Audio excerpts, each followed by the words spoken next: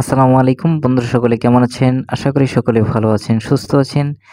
তো আমরা চাইলেও আমাদের মোবাইলের ভলিউম বাটন ছাড়া আমাদের মোবাইলের সাউন্ড কমাতেও পারি না, বাড়াতেও পারি না। তো তারপর কি হয় যে আমাদের ভলিউম বাটনটা আস্তে আস্তে নষ্ট হয়ে যায়।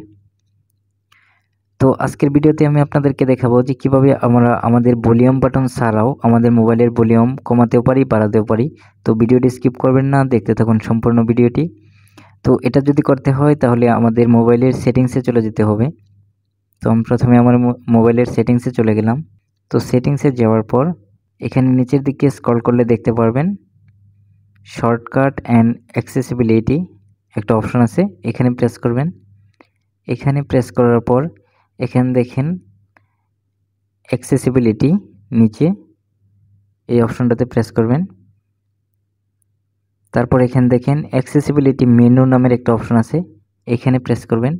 এখানে প্রেস করার পর এখানে দেখেন অ্যাক্সেসিবিলিটি মেনু শর্টকাট, তো এটা যদি অন করে দেন, তো তারপর যদি অ্যালাউ করে দেন, তারপর অন করার পরে নিচের দিকে দেখেন একটা আইকন চলে আসছে মেন আইকনের মতো।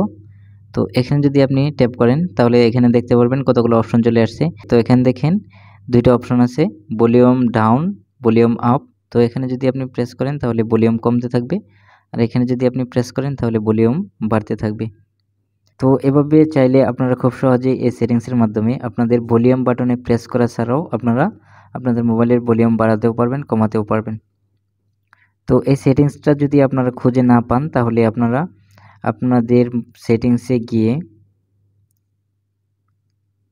এখানে সার্চ বার পাবেন, সার্চ বারে এখানে লিখবেন অ্যাক্সেসিবিলিটি লিখে সার্চ করবেন, তাহলেই সেই অপশনটা চলে আসবে। তারপর এখান থেকে আপনারা সেটাকে অন করে দেবেন। তো আশা করি ভিডিওটি আপনাদের অনেক উপকারে আসবে।